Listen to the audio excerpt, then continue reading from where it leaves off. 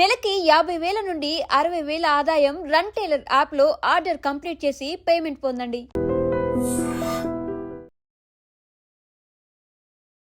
తెలిసిన డాక్టర్ అన్నాడు, తక్కువ అన్నాడు, లక్షలు ఇవే గుంజుతా పడతాను. మేము అక్కడ ఇక్కడ ఆడుకోవచ్చు వాళ్ళకి ఆడుతున్నాం. కానీ ప్రెసెంట్ అయితే ఇప్పుడు అన్న కండిషన్ అయితే చాలా ఘోరంగా ఉంది అసలు. ఇప్పుడు మీరు చూడండి, మీరు కొంచెం ఒక్క ఎలుపు చేయమంటున్నానండి, ఆయనకు ఒక్క కిడ్నీ మార్చుకుంటున్నా. నా చేతికి డాక్టర్తోనే మాట్లాడండి. ఏంటైతే ఇప్పుడు 2 కిడ్నీలు ఒక్కటి ఉండాలంట కనీసం. అసలు ఏమీ తింటలేడు, ఏం మాట్లాడు. అంటే సిచ్యువేషన్స్లో సినిమా రంగం నుంచి కానీ ఎవరైనా కానీ రాలేరు, ఎవ్వరు రాలేరు.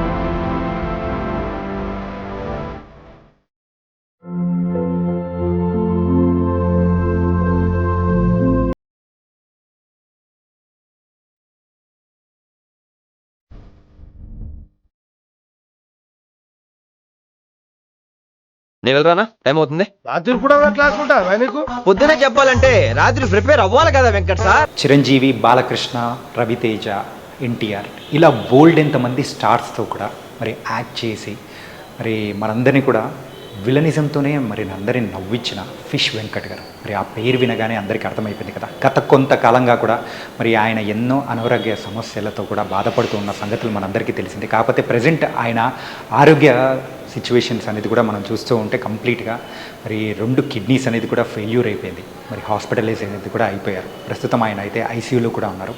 అండ్ మరి ఎంతో చిన్న ఫ్యామిలీ నుంచి వచ్చిన ఆయన అయితే మరి ఆర్థికంగా కూడా మరి నిలదొక్కుకోలేకపోయారు. చాలా అంతో ఇంతో ఎవరో ఒకరు సహాయం చేస్తూ మరి ముందుకెళ్తూ మరి ఇంతకుముందు ఆరోగ్యాన్ని కూడా కొంచెం బాగు చేసుకున్నారు. ప్రస్తుతం ఆయన ఆరోగ్య కండిషన్ అనేది కూడా చూసుకుంటే కంప్లీట్గా పాడైపోయింది అనేది కూడా అంటున్నారు.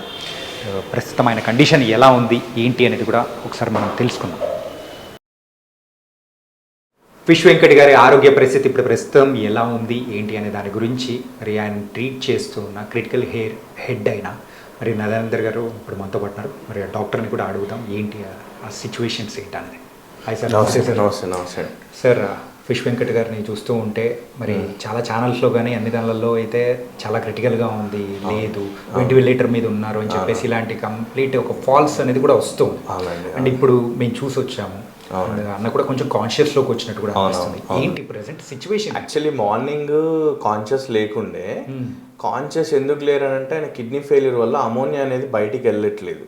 అమోనియా కానీ యూరియా కానీ వెళ్ళట్లేదు. దానివల్ల ఎన్కెఫిలోపతి అంటారనమాట. దానివల్ల పేషెంట్ డ్రౌజింగ్ ఉండడము, ఆల్టర్డ్ సెన్సోరింగ్ ఉండడం జరుగుతుంది. పొద్దున వచ్చినప్పుడు ఆల్టర్డ్ సెన్సోరింగ్ ఉన్నారు. వెంటిలేటర్ పెట్టలేదు కానీ నాన్ ఇన్వాసివ్ వెంటిలేట్ చేసాము. ఇంటిబేట్ చేయలేదు పేషెంట్, నాన్ ఇన్వాసివ్ వెంటిలేట్ చేసాము. కొంచెం లంగ్ ఇన్ఫెక్షన్ కూడా ఉండే, ఇంప్రూవ్ అయింది. పోస్ట్ డయాలసిస్ ఇప్పుడు able to open his eyes, able to respond ఇప్పుడు కొద్దిగా. So if this goes till tomorrow and మళ్ళీ రేపు డయాలసిస్ చేస్తే output would be little more better and stable అనేది మేము అనుకుంటున్నాము. బట్ ఈ fines to be critical still. We cannot say ఇప్పుడు మంచిగా అయిపోయిండు అని చెప్పలేం, బట్ ఈ fines to be critical still. It might take some more time him to recover. Yeah. అంటే అలాగే ప్రస్తుతం ఇలాగే కంటిన్యూ అయ్యింది అని అంటే what's the next process? Actually if ఈ స్టేబుల్ అంటే మన డయాలసిస్తో స్టేబుల్ అయ్యాడు అనుకుంటే ట్రాన్స్ప్లాంట్ సెంటర్ తీసుకెళ్ళడము, డోనార్ దొరికితే ఆయన స్టేబుల్గా ఉంటే డొనేట్ చేసే వాళ్ళు దొరికితే ట్రాన్స్ప్లాంట్ సర్జన్ ఒపీనియన్స్ తీసుకుని ట్రాన్స్ప్లాంట్ చేయించుకుంటే he will be very much normal. He will be pretty normal. ఒక కిడ్నీ ట్రాన్స్ప్లాంట్ చేసుకోవచ్చు, he will be fine. And ఏంటంటే క్రిటికల్ కేర్ అనేది కూడా కొంచెం చూస్తూ ఉన్నాము. అంటే దాంతోపాటు అక్కడ కిడ్నీ ఫెయిల్యూర్తో పాటు లివర్ ఇన్ఫెక్షన్ కానీ లివర్ ఇష్యూస్ అనేది కూడా లేదు. బ్లడ్ ఇన్ఫెక్షన్ ఉంది, తర్వాత కాళ్ళకు 2 ఇన్ఫెక్షన్స్ వచ్చాయి. ఇంతకుముందు ఆయన రికవర్ అయ్యారు. రెగ్యులర్ డయాలసిస్ వెళ్తుండేది. Duties, life habits and everything life habits కానీ అవన్నీ కూడా దానికోసం అని చెప్పేసి ఆయన మళ్ళీ సడన్గా అన్కాన్షియస్ అయ్యారు. తర్వాత వచ్చేసి మళ్ళీ మన దగ్గర 3 days బ్యాక్ వచ్చినప్పుడు అన్కాన్షియస్ విత్ షార్ట్నెస్ ఆఫ్ బ్రెత్తో వచ్చారు. తర్వాత మళ్ళీ డయాలసిస్ చేసాము, కొంచెం బెటర్ అయ్యారు, మళ్ళీ కొద్దిగా మళ్ళీ డ్రౌజీ అయ్యారు బికాస్ ఆఫ్ హై అమోనియా. ఆయన మోషన్ కూడా పాస్ చేయట్లేదు, యూరిన్ అవుట్పుట్ ఉండదు.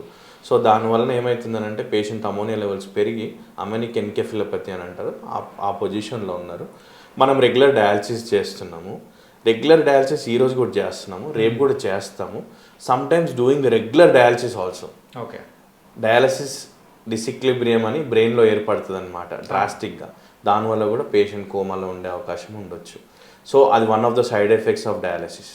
అండ్ కిడ్నీ ట్రాన్స్ప్లాంటేషన్ అనేటప్పటికీ అది కూడా కొంచెం ఎక్కువ ఖర్చుతో కూడుకున్నది అని చెప్పేసి కూడా వింటూ ఉన్నాం. అవునవును. మరి దానికి సంబంధించి యాక్చువల్లీ మన సెంటర్లో we don't do kidney transplant and అది హయ్యర్ సెంటర్స్లో చేస్తారు. ట్రాన్స్ప్లాంట్ సెంటర్స్ సపరేట్ ఉంటాయి, అందులో చేస్తారు. అది కాస్ట్ ఎఫెక్టివ్ ఉంటుంది, డోనర్స్ ఉండాలి, దానికి ఒక ప్రొసీజర్ ఉంటుంది, గవర్నమెంట్ ప్రోటోకాల్స్ ఉంటాయి. అవన్నీ మ్యాచ్ అయితే, గవర్నమెంట్ ప్రోటోకాల్స్ అన్నీ మ్యాచ్ అయితే, if the patient is stable, shift to the higher centre, do what ever they wanted to do. But as of now is still to be critical. It is long to think about transplant and all. Let him get stable, come out of ICU. అప్పుడు ఆలోచించండి దాని గురించి. But that is one of the option left for him. Okay. Otherwise you should go for regular dialysis. Okay. So thank you so much. Thank you అండి, thank you, nice meeting you. Doctor Fish Venkat గారి ఆరోగ్య పరిస్థితి ఎలా ఉంది ఏంటి? Okay, నా పేరు doctor Avinash అండి, ఐసీయూ డాక్టర్ని.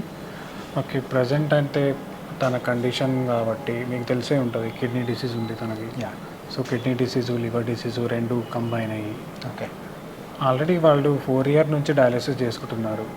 He's having 4 years of dialysis history. Okay. So present complaint మన దగ్గర ఎందుకు వచ్చాడంటే ఎస్ఓబితో ఎక్కువ అయ్యి ఫ్లూయిడ్ ఓవర్లోడ్ అయ్యి, అంటే అది యూరమిక్ విత్ హెపాటిక్ ఎన్సెఫలోపతి అంటాము. ఓకే. సో బాడీలో యూరియా పెరిగింది, అమోనియా పెరిగింది. సో దానివల్ల ఇరిటబుల్ అయ్యాడు పేషెంట్, కొంచెం డ్రౌజీగా అవుతున్నాడు. సో ఇప్పుడు ప్రస్తుతానికి మనం ఏం చేస్తున్నామంటే రెగ్యులర్ డయాలిసిస్ చేసుకొని, ఓకే, బ్లడ్ కూడా తక్కువ ఉంది తనకి. సో ఆన్ అడ్మిషన్ మనకు 5 నుంచి 6 దాకా ఉంది హెచ్పి. సో ఇప్పుడు కిడ్నీ అంటే ఇప్పుడు క్రానిక్ కిడ్నీ డిసీజెస్లో హిమోగ్లోబిన్ తక్కువ అయ్యే ఛాన్స్ ఎక్కువ ఉంటుంది. సో బాడీ ప్రొడక్షన్ కూడా తక్కువ అయ్యే ఛాన్స్ ఉంటుంది.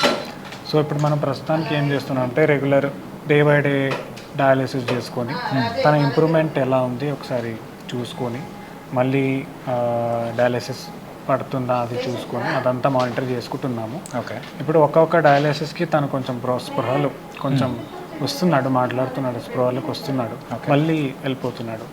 సో ఇది ఎండ్ ఆఫ్ కిడ్నీ డిసీజ్ అంటాము, సికేడి స్టేజ్ 5. వేరే గ్లోమరులర్ ఫిల్టరేషన్ రేట్ అంటాము, అది చాలా లో ఉంది తనకి. ఓకే.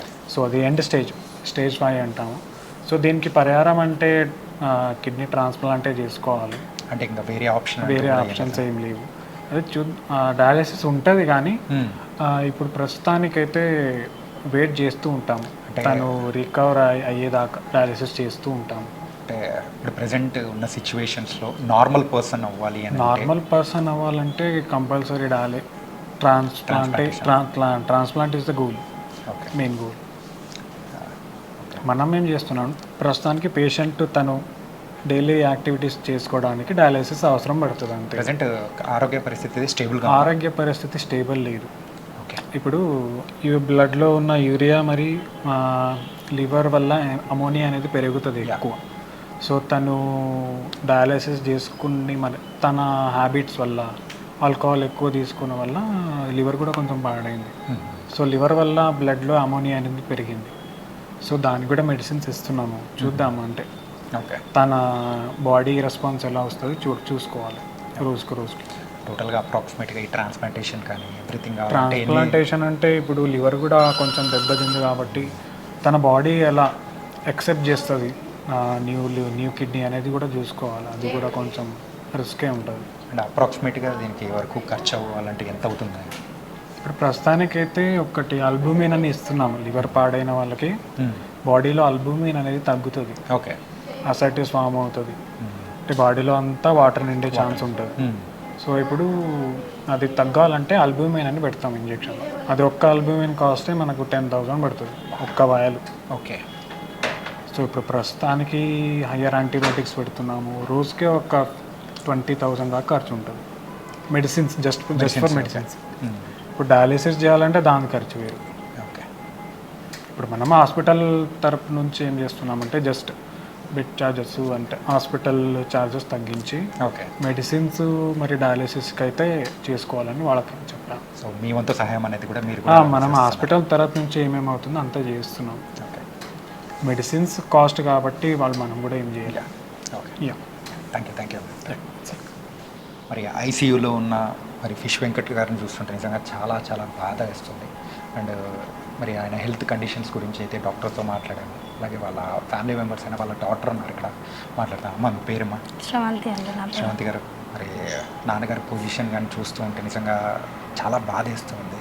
ఇంతకు మీరు ఎలా ఫీల్ అవుతున్నారు, అసలు ఎలా అనిపిస్తుంది? బాధనే కదండి మాకు, అంత మంచిగా ఉండేటైనా యాక్టివ్గా ఒకటేసారి ఇట్లా అయిపోయిండు.